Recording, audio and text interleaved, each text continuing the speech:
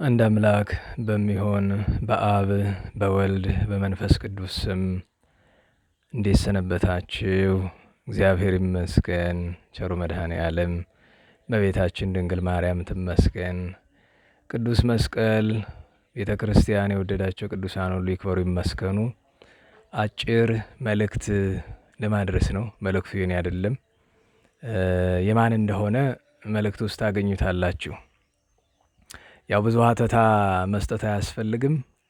ያለንበት ጊዜ ቤተ ክርስቲያን ሀገራችን ቤተ ክርስቲያናችን ያለንበት ሁኔታ ይታወቃል እና መልእክቱ ባጭር እንደዚህ ነው። ጊዜው ከብዷል፣ የምታውቁት ነው።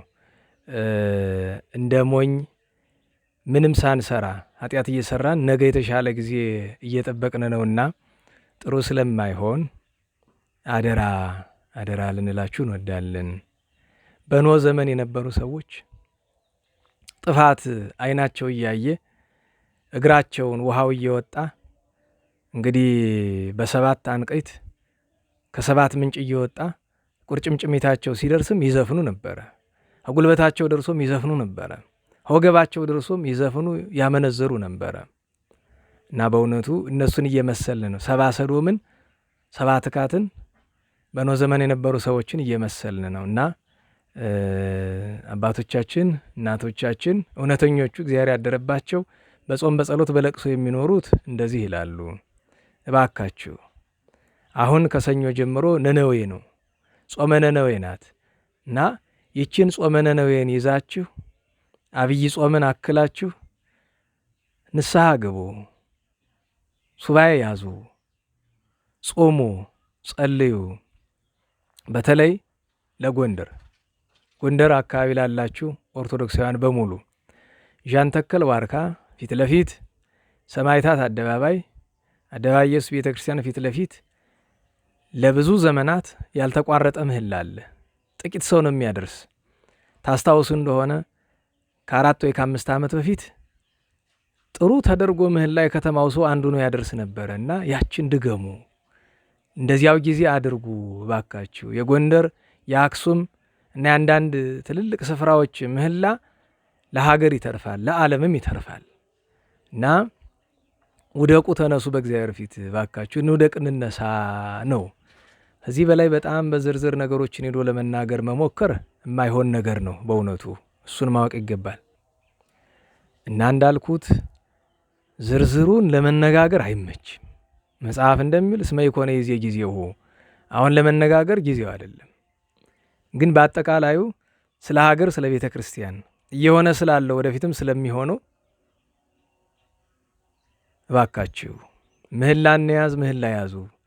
የምትችሉ በጎንደር ያላችሁ እዚህ ጃንተከል የሚደረሰው ምህላ ኑና ተሳተፉ፣ ኑና እግዚአብሔርን እንለምን። መቼም ጻድቃንን አንልም። ሁላችንም በድለናል፣ እኩል አጥፍተናል፣ እኩል በድለናል። ተባብረን መጽሐፍ እንደሚል በበደል እኩል ሆነናል እና ስለዚህ እናቶችም አባቶችም እህቶችም ወንድሞችም ሁላችንም መሄድ ምንችል ከምህላው እንሄድ፣ እማንችል ከቤታችን እንማለል። የቤት ሱባኤ ጥሩ ነው። እግዚአብሔርን አዎ በድለንሃል፣ አጥፍተናል፣ በሰባት 70 ጊዜ በድለንሃል። አዎ አንተ ግን ትዕግስትህ ከተራራ ይገዝፋል፣ ቸርነትህ ከውቅያኖስ ይሰፋል። እባክህ ይቅር በለን፣ እንደ ኃጢአታችን አትፍረድብን እንበለው። ይህንን ተርታ ቃል ነው ብላችሁ ካሰባችሁት እናንተ ታውቃላችሁ። እንግዲህ እኔ አድርስ የተባልኩትን ስለ ሀገር፣ ስለ ቤተ ክርስቲያን የሚያለቅሱ ከሰው የማይደርሱ የሚወድቁ የሚነሱ ስለ ሀገር፣ ስለ ቤተ ክርስቲያን አባቶች እናቶች በል ብለውኛል። መልእክታቸው ደግሞ ከእግዚአብሔር እንደሆነ ያውቃለሁ፣ እረዳለሁ፣ እርግጠኛ ነኝ ከእግዚአብሔር እንደሆነ። እንዳልኳችሁ ዝርዝሩን አንነጋገርም። ግን እንኳን እንዲህ ባለው ጊዜ ባዘቦት በመደበኛው ጊዜስ ወደ እግዚአብሔር ቢጮሁት ቢያለቅሱት ቢማለሉት ይጎዳል? ማንን ይጎዳል? ለሀገርም ለወገንም ይጠቅማል፣ ለዓለምም በበጎው ይተርፋል እንጂ ምን ይጎዳልና። ስለዚህ ጎንደርና ዙሪያው ያላችሁ ቢቻላችሁ ወደ ምህላው መጥታችሁ 12 ሰዓት ጠዋት ጀምራችሁ ከነነዌ ከጥር 25 ጀምሮ እንዘን እንጸልይ ብለዋል አባቶቻችን። የማይቻላችሁ በቤታችሁ በጧት በማታ እግዚአብሔርን ምሕረት ለምኑ፣ ንስሐ ግቡ። ንስሐ እንግባ ብለዋል። ግን የነነዌን 3ቷን ቀን ብቻ ሳይሆን 3ቷን ቀን ከቻልነ 7ቷን ቀን እስከ እሑድ ድረስ እንተጋና ከቻልነ ሳናቋርጥ የማይቻል ከሆነ ደግሞ የነነዌን ሰሞን እንተጋና ደግሞ ኋላ ደግሞ አብይ ጾም ሲገባ የካቲት 9ን ደግሞ ቢቻለን ሳናቋርጥ ቢሆን እና እችን ነገር አደራ እንዲያው ባካችሁ እግዚአብሔር ከፍርዱ ቸርነቱ ይቀድማል። ልድገምላችሁ፣ ከፍርዱ ቸርነቱ ይቀድማል። ስለዚህ ቸርነቱን እንለምነው። ግን ቸርነቱን እግዚአብሔር ለማይሻ አይሰጥም። መሻታችን የሚታወቀው ንስሐ ስንገባ እግዚአብሔርን ስናለቅስ በፊቱ ስንለምነው ነው።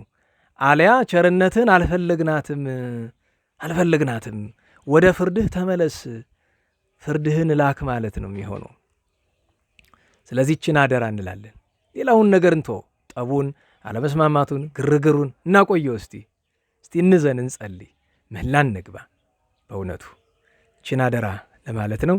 መቼስ እኔ ብዙ ጊዜ በእንደዚህ አይነት ነገር አልናገርም፣ ዝም ነው የምል።